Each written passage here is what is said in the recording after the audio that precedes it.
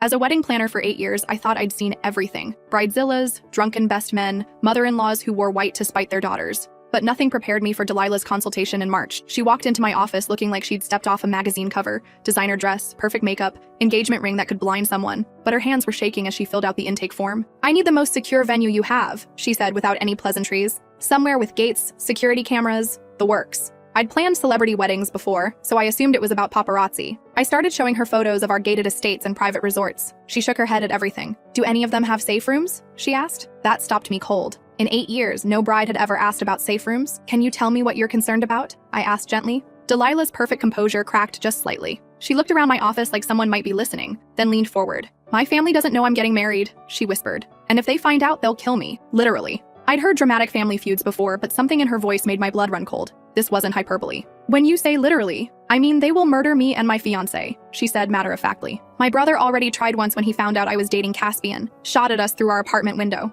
We've been in hiding for 6 months. I set down my pen. This was way beyond wedding planning territory. "Maybe you should consider postponing until things settle down." "There is no settling down," Delilah cut me off. "My family runs the Kozlov organization. You might have heard of them." I had. Everyone in this city had heard of the Kozlovs. They controlled half the underground gambling, most of the drug trade, and had a body count that made the evening news regularly. "Caspian is from the Romano family," she continued. "Our families have been at war for 3 generations. 17 people have died because of this feud. My dad told me he'd rather see me dead than married to a Romano." My mouth went dry. "Romeo and Juliet was a tragedy, not a wedding inspiration. So you want to get married in secret?" I asked. "Not secret. Public. Very public." Her eyes had a strange gleam. "I want the biggest, most elaborate wedding this city has ever seen. I want every news station there. I want it so public that they can't make us disappear quietly." I stared at her. It was either brilliant or insane. "The Romano family will pay for everything," she said, sliding a black card across my desk. "No budget limit. But it has to be perfect, and it has to be in 6 weeks. 6 weeks is impossible for a large wedding." "It's not impossible. It's just expensive." She looked at me steadily. "I know you planned the Grantham wedding in 4 weeks when their daughter got pregnant. I know you have the connections." She'd done her homework. The Grantham wedding had been a nightmare of expedited everything, but we'd pulled it off for the right price. "There's something else," Delilah said. "The moment we send out invitations, both families will know. They'll have 6 weeks to plan how to stop us. We need to make it impossible for them to succeed." I thought about the insurance liability alone and felt sick. "What exactly are you asking me to do?" "Plan a wedding that keeps us alive long enough to say, 'I do,'" she said simply. "After that, we're on our own." 3 days later, I was standing in an abandoned warehouse with Caspian Romano, trying to figure out how to transform it into a fortress disguised as a wedding venue. He was handsome in that dangerous way that made smart women do stupid things, but his eyes never stopped scanning for threats. "The guest list is going to be interesting," he said, showing me his phone. "Half will be armed Kozlovs, half will be armed Romanos, plus legitimate guests who have no idea they're walking into a potential war zone." That's when I realized what I'd gotten myself into wasn't just wedding planning, it was survival planning. Caspian explained their strategy while I tried not to hyperventilate. The warehouse sat on neutral ground, technically owned by the city, surrounded by businesses that closed at 6 p.m., multiple exit routes, loading docks that could handle emergency vehicles,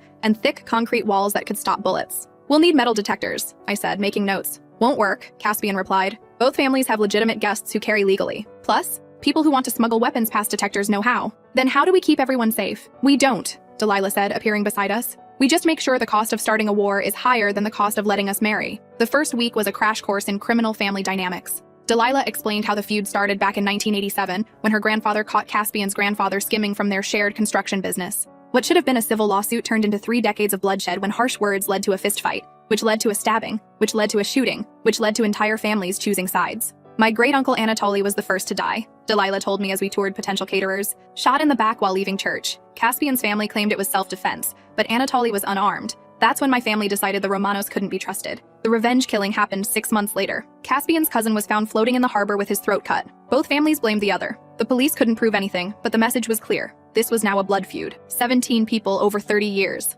Caspian said during one of our planning meetings. 17 funerals, 17 families destroyed. And for what? A construction contract that went bankrupt anyway. Learning the family history was essential for understanding the seating chart complexities. Each death had created new enemies, new grievances, new reasons for violence. Delilah's cousin Marina couldn't sit near Caspian's uncle Roberto because Roberto had allegedly ordered the hit on Marina's brother. Caspian's aunt couldn't be in the same section as 3 different Kozlov women whose husbands had died in Romano-ordered attacks. "It's like planning a seating chart for 30 years of warfare," I told my assistant while we worked through the guest list. Everyone hates everyone else for specific documented reasons. The vendor meetings became exercises in criminal psychology. Each potential supplier needed to be vetted not just for quality and reliability, but for family connections and criminal associations. The wrong florist could be a Kozlov cousin looking for revenge. The wrong caterer might have Romano connections and poison the food. My usual cake baker, Margaret, had worked with me for 5 years. But when I ran her background check, I discovered her ex-husband was a low-level associate in the Petrov organization. That connection alone disqualified her. I've never even met Viktor Petrov, she protested when I explained the situation. My ex-husband just ran numbers for them occasionally. Occasionally is enough, I replied. The Kozlovs would see any Petrov connection as a threat. Finding replacement vendors who were completely clean took weeks. Most bakeries, florists, and caterers in the city had some connection to one criminal organization or another, either as customers, through family relationships, or via protection payments. I finally located a wedding cake specialist 3 cities away who had 0 criminal connections. She charged double her normal rate plus hazard pay, but agreed to make the most elaborate 5-tier cake I'd ever commissioned. I've done celebrity weddings, she told me during our consultation, but I've never had to worry about the cake being used as cover for an assassination attempt. The dress shopping process revealed the depth of Delilah's isolation from her family. Traditional Russian weddings involve multiple generations of women helping select the gown, but Delilah's mother refused to participate. She told me I was dead to her the day I chose Caspian over family loyalty, Delilah explained as we browsed designer gowns. She won't even return my phone calls. Her grandmother, Babushka Yelena, became her only family support. At 87, she was the matriarch who'd emigrated from Russia in 1962 and watched her family build an empire through violence and fear. In old country, families fight over land, over politics, she told me in heavily accented English while Delilah tried on her 7th dress. Here, families fight over nothing. Pride, stupidity. Boys with guns think they are men. Babushka Yelena had lost 3 sons to the family business. 1 to rival gangs, 1 to police, 1 to prison where he died during a riot. She'd buried a husband who was shot outside a grocery store. She'd raised grandchildren who inherited hatred instead of love. Delilah is first to choose happiness over revenge, she said, touching the silk of the wedding dress. Maybe she breaks curse on this family. The Romano side had their own family drama. Caspian's parents hadn't spoken to him since learning about the engagement. His mother called me directly to plead for cancellation. You don't understand what you're facilitating, she said during a tearful phone call. This isn't Romeo and Juliet. This is suicide. My son will be dead within a year. Why don't you support him if you're that worried? I asked, because supporting him means betraying everything his father stands for. My husband has spent 40 years building respect through fear. If he appears weak by accepting this marriage, rivals will see it as opportunity to move against us. The complexity of criminal family politics made normal wedding drama seem refreshingly simple. Every decision had implications beyond personal preference. The color scheme couldn't favor one family over another. The menu needed to include both Russian and Italian dishes without suggesting preference. Even the music selection required diplomatic consideration. 3 weeks into planning, I discovered the full scope of what we were dealing with. Caspian provided me with detailed intelligence reports his family had compiled on the Kozlov organization. Similarly,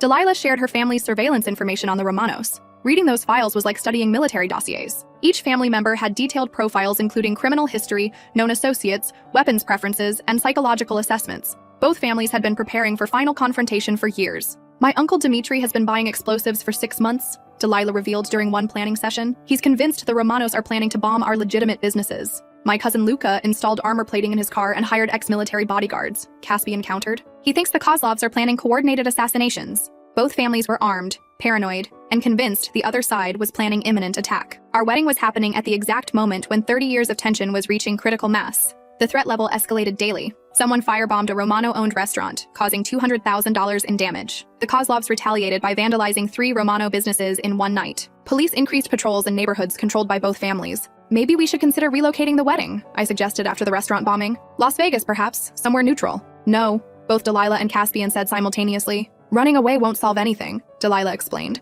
Our families will just follow us wherever we go. We need to face this here, now, publicly. Plus, Caspian added grimly, if we're going to die, at least we'll die in our hometown where people can witness what happened. Their acceptance of potential death was both inspiring and heartbreaking. Security planning became a military operation. Torres, our head of security, was a former Navy SEAL who'd done executive protection for foreign diplomats in war zones. Even he seemed nervous about this assignment. I've protected people in Baghdad and Kabul, he told me during one briefing. But at least there, I knew who the enemies were. Here, everyone's potentially dangerous. We developed protocols for every conceivable scenario. If shooting started during the ceremony, the wedding party would drop behind the altar while security engaged threats. If bombs were detected, evacuation would happen through predetermined routes. If law enforcement intervened, specific team members would handle media management. What if both families start shooting at each other? I asked. We hit the floor and pray, Torres replied. At that point, it becomes urban warfare. The FBI's involvement added another layer of complexity. Agent Morrison began attending our planning meetings. though her colleagues remained undercover. She explained how federal agents would be integrated into our security without compromising their investigation. "We've been trying to penetrate both organizations for years," she told me.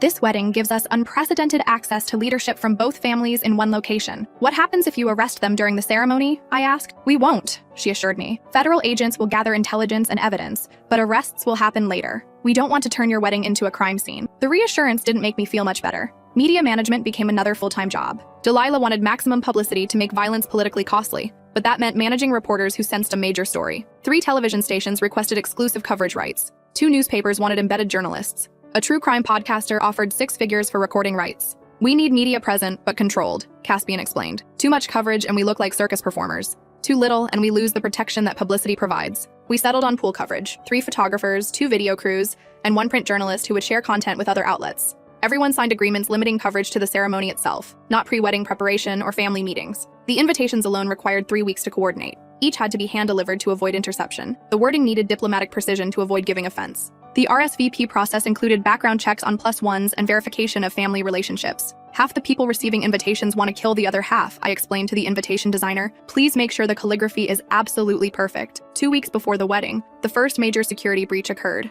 Someone broke into my office overnight and photographed all our planning documents. Nothing was stolen, but every detail of our security arrangements had been compromised. "Both families now know exactly how we're protecting the event," Torres told me grimly. "We have to assume they'll plan accordingly." We spent 3 days completely revising our security protocols, changing vendors, and relocating backup plans. The cost overruns were astronomical, but Caspian's family paid without complaint. "Money is irrelevant," his uncle Lorenzo told me when I explained the additional expenses. "This wedding determines whether our families destroy each other or find peace. Whatever it costs is worth paying." 10 days before the ceremony, we faced our biggest crisis yet. The venue owner received a formal notice from the city condemning the warehouse due to structural safety concern. An anonymous complaint had triggered an inspection that found violations we knew were bogus. "Someone with political connections is trying to shut us down," Torres concluded after reviewing the inspection report. "These violations are fabricated." We had 400 confirmed guests, vendors scheduled to arrive in a week, and nowhere to hold the ceremony. Relocating an event this complex seemed impossible with such short notice. That's when the Romano family's political influence proved valuable. Within 24 hours, they'd arranged a replacement venue, a nightclub owned by Lorenzo that had been closed for renovations. It wasn't ideal, but it was available and secure. "The space is smaller," Lorenzo explained during our emergency meeting. "Capacity is limited to 300 instead of 400, but it has reinforced walls, bulletproof windows, and a secure perimeter." Reducing the guest list by 100 people created diplomatic nightmares. Which family members could be disinvited without causing offense? Which friends would understand the circumstances? How do you tell a federal judge that your wedding venue changed and there's no longer room for them? My assistant spent 3 days making apologetic phone calls while I coordinated with vendors to reconfigure everything for the smaller space. The florist needed to redesign all arrangements. The caterer had to adjust menu quantities. The photographer required new lighting plans. "This is like planning 2 completely different weddings," my assistant said, after working 18 hours straight to coordinate the changes. "If we survive this weekend, I'm taking a vacation." 5 days before the ceremony, both families received devastating news. Federal prosecutors had unsealed indictments against 17 people from both organizations, including 2 family patriarchs. The charges ranged from racketeering to money laundering to murder conspiracy. "The FBI is moving faster than expected," Agent Morrison told me during an emergency briefing. "Someone leaked information about the wedding investigation. Will you arrest people at the ceremony?" I asked. "No. The indictments won't be executed until after the wedding, but both families know they're coming." This changed everything. Instead of just attending a wedding, both families were now facing their final moments of freedom. The ceremony had become a last gathering before their world collapsed. "They'll be even more dangerous now," Torres warned. "Desperate people do desperate things." The final week was controlled chaos, punctuated by moments of genuine terror. Vendors arrived early to set up while family members conducted what looked like final meetings. Federal agents maintained surveillance while trying to stay invisible. Security teams ran constant threat assessments while legitimate guests remained oblivious to the danger. Delilah spent her final night of bachelorhood in a safe house, surrounded by bodyguards and FBI agents. She looked beautiful but exhausted when I visited for final dress fitting. "Do you think we're crazy?" she asked while adjusting her veil. "Completely," I replied honestly. "But sometimes crazy is the only rational response to impossible situations." Saturday morning arrived gray and drizzling, perfect weather for either a wedding or a funeral. I arrived at the venue at 5 a.m. to oversee final preparations and found Torres already there, coordinating with 3 different security teams. "Federal agents are in position," he reported. "Family security is arriving. Local police have established perimeter. Media is setting up outside. Any threats overnight? 2 false alarms. Someone called in a bomb threat, but it was traced to a drunk teenager. A car backfired in the Romano neighborhood and triggered a manhunt. The morning passed in tense preparation. Vendors completed setup while security swept the venue repeatedly. Family members arrived early, each group claiming different sections of the club and eyeing the others suspiciously. At noon, Delilah and her wedding party arrived via armored limousine. She looked radiant despite everything, or perhaps because of it. Sometimes people shine brightest when facing their greatest challenges. Caspian had spent the night in a different safe house and arrived separately with his groomsmen. When he saw Delilah, his face lit up with such genuine joy that I momentarily forgot we were planning a wedding that might become a battlefield. The guest list had indeed become a criminal convention. Federal surveillance counted license plates associated with 5 different organized crime families, 3 federal judges, 2 state senators, 4 police chiefs, and enough weapons to outfit a small army. This is either the most well-protected wedding in history or the most dangerous,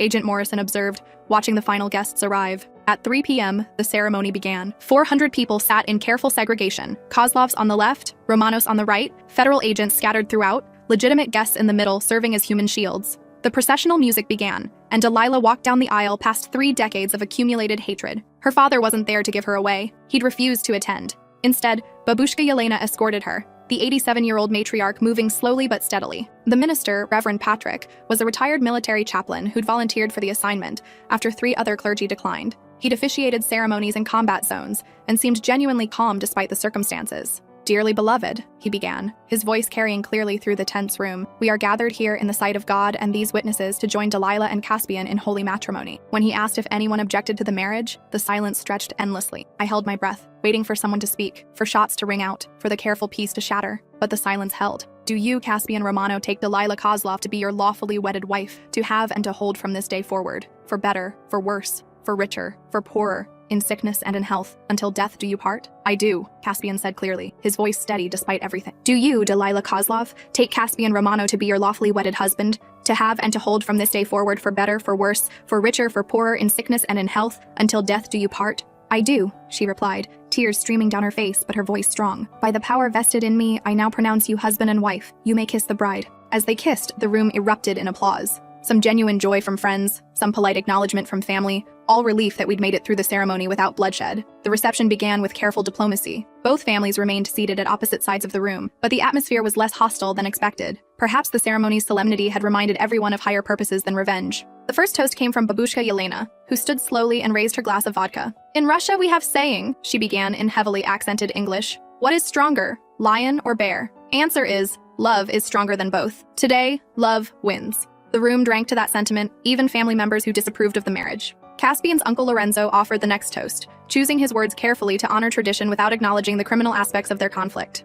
"To family," he said simply, "may the next generation know more peace than the last." The real surprise came when Viktor Petrov stood to speak. As head of the 3rd criminal family present, his words carried significant weight. "I have watched 2 families destroy themselves for 30 years over pride and old grudges," he said, looking directly at both patriarchs' representatives. "Tonight, 2 young people show us another way. Perhaps it is time for all of us to choose love over hatred." His toast seemed to shift the room's energy. Conversations began between family members who hadn't spoken civilly in years. Children from both families played together while their parents maintained careful but peaceful distance. The dinner service proceeded without incident, though I noticed security personnel remained alert throughout. Federal agents circulated with recording equipment while maintaining their catering disguises. The photographer captured moments that would later serve as evidence in federal trials. Around 9 p.m., as the evening wound toward its conclusion, the inevitable happened. Someone, we never determined who, made a comment that triggered an argument between 2 family members. Within seconds, both families were on their feet, shouting in multiple languages while reaching for concealed weapons. The lights went out immediately as Torres activated emergency protocols. Emergency lighting bathed the room in red illumination, while security moved to separate potential combatants. FBI agents dropped their covers and activated communication devices. In the darkness, I heard the distinctive sound of weapons being drawn, safety catches being released, and people diving for cover. Women screamed, children cried, glass shattered as someone attempted to escape through the club's reinforced windows. 3 shots rang out. Not many, but enough to send the room into complete panic. When the main lights returned 30 seconds later, the scene was chaos, but not carnage. Overturned tables, scattered chairs, broken glass, and one man bleeding from a shoulder wound where he'd been grazed by a bullet, but nobody was dead. Torres and his team had performed perfectly, using darkness and confusion to disarm potential combatants before anyone could fire effectively. The FBI agents had maintained their positions while gathering evidence. The shots had been warning shots fired into the ceiling, not attempts at murder. "Everyone remain calm," Agent Morrison announced, dropping her catering disguise and displaying her federal badge. "FBI, nobody moves until we sort this out." The reaction was immediate and predictable. Both families demanded lawyers while federal agents began making arrests based on outstanding warrants and weapons violations discovered during the brief conflict. As handcuffs clicked on various family members, the newlyweds stood in the center of the destroyed reception venue, still in their wedding clothes, holding hands while their world transformed around them. "Did we really do it?" Delilah asked, surveying the wreckage. "We're alive and married," Caspian replied. "That's what matters." The aftermath extended far beyond that chaotic evening. FBI raids conducted over the following weeks dismantled both criminal organizations completely. Asset forfeiture seized properties worth millions. Criminal prosecutions resulted in 47 federal convictions and prison sentences totaling more than 300 years. But the violence ended permanently. Without leadership and infrastructure, remaining family members lacked the resources to continue their feud. Younger relatives used the opportunity to pursue legitimate careers. Older members were too busy with legal defense to plan revenge. The Petrov organization, having remained neutral during the wedding confrontation, actually benefited from their rival's destruction. Viktor Petrov consolidated control over territories previously contested between the Kozlovs and Romanos, though federal pressure eventually forced him to legitimize his operations as well. Delilah and Caspian spent 6 months in federal protective custody while testifying against family members who'd attempted to involve them in criminal activities. Their testimony was crucial in securing convictions against several high-ranking family members. When they were finally released from protection, they relocated to a small town in Oregon, where they opened an Italian-Russian fusion restaurant. The irony wasn't lost on anyone. Their marriage had literally ended a war and led to legitimate business collaboration between their cultures. The restaurant became moderately famous after food critics discovered the unusual story behind its creation. Travel magazines wrote articles about the peace cuisine served by former crime family members. The Food Network produced a documentary about cooking traditions that survived family violence. But mostly they just lived quietly and happily. My role in the FBI investigation remained classified for 2 years, until Agent Morrison received permission to discuss the operation publicly. By then, I'd become known in law enforcement circles as the wedding planner, who'd helped bring down organized crime. The reputation was both blessing and curse. Celebrity clients appreciated my ability to handle complex security situations and maintain discretion. But I also attracted attention from criminal organizations who viewed me as a potential threat. I hired permanent security and moved my office to a building with better protection. My assistant quit after receiving death threats and now works for an accounting firm in another state. I don't blame her. She never signed up for federal investigations and criminal prosecutions. But business flourished in unexpected ways. Wealthy families with complex dynamics sought my services specifically because I'd proven capable of managing extreme situations. Politicians wanted someone who understood security protocols. Celebrities appreciated my experience with media management under pressure. 3 years later, I received a card announcing the birth of Delilah and Caspian's first child, a daughter they named Hope. The symbolism was obvious, but meaningful. She'll grow up in a world without family feuds, Delilah had written. That's the best wedding gift we could have given her. The card included a photo of their restaurant's opening day, showing both sets of grandparents, those not in federal prison, helping serve customers. Former enemies working together to build something positive for their grandchild's future. 5 years after the wedding, I received another update. Caspian had been elected to the city council in their small Oregon town. Delilah was teaching art therapy to at-risk youth. Their daughter was learning to speak 3 languages, English, Russian, and Italian, from grandparents who'd once tried to kill each other. The transformation seemed miraculous until I considered what had actually happened. 2 young people had chosen love over inherited hatred. They'd risked everything to break cycles of violence that had consumed their families for decades. And they'd succeeded not through more violence, but through the radical act of public commitment to peace. Other criminal families took notice.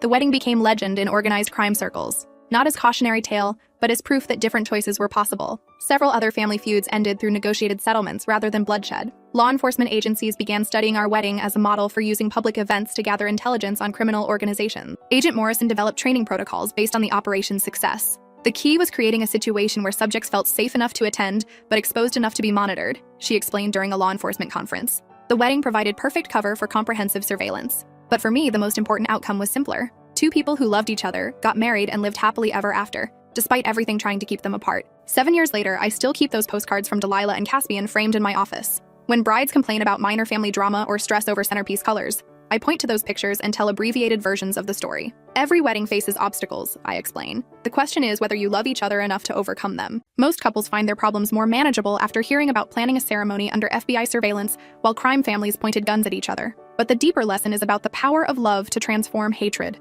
Delilah and Caspian didn't just get married, they ended a war. Their wedding became the catalyst for their families to choose peace over violence, cooperation over conflict. Sometimes I wonder if I peaked too early in my career. How do you follow up planning an event that brought down 3 criminal organizations and ended a multi-generational blood feud? Then I remember that every wedding, at its core, represents the same fundamental choice. 2 people deciding that love is stronger than whatever forces try to keep them apart, whether those forces are disapproving parents, financial problems, cultural differences, or armed crime families. The obstacles change, but the choice remains constant. Love or fear, peace or conflict, hope or despair. Delilah and Caspian chose love, and it changed everything. That's what real weddings are about. Not perfect flowers or flawless photographs, but imperfect people making perfect promises to face the future together. And sometimes, if you're very lucky and very brave, those promises become powerful enough to change the world. 10 years later, I received one final update from Oregon. Delilah and Caspian now owned 3 restaurants and employed several dozen people from both sides of their families. Their daughter Hope was thriving in school and planning to study international relations, inspired by her parents' example of resolving conflicts through communication rather than violence. Most remarkably, the annual family reunion now included members from both the former Kozlov and Romano organizations, along with their children and grandchildren. What had once been sworn enemies were now extended family, united by shared commitment to their children's peaceful future. The last line of Delilah's letter stayed with me. Some people inherit hatred, others choose to inherit hope. That choice, between inheriting hatred or choosing hope, defines not just successful marriages, but successful lives. I've planned hundreds of weddings since then, each with their own challenges and complexities. But none has matched the stakes or impact of that April ceremony when two young people chose love over war and changed the course of multiple families forever. Sometimes love really can conquer all. You just have to be brave enough to let it try.